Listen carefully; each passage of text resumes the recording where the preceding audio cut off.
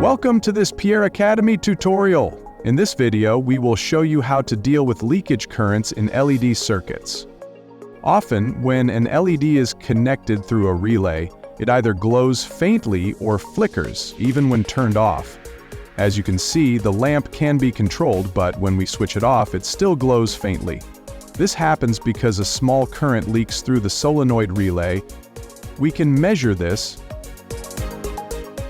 and in our case, it's about 100 volt. It's not life-threatening, but it does give a shock, and it's painful.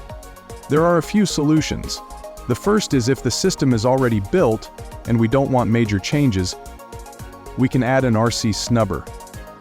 We turn off the power, connect it in parallel with the load,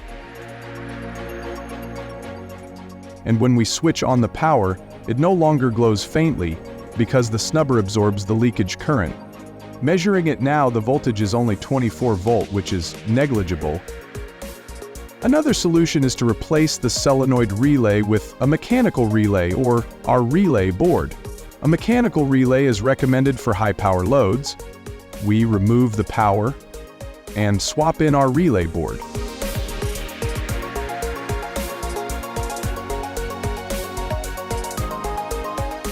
Now, when we apply power, the lamp switches perfectly without any faint glow. The relays in this board have drastically lower leakage.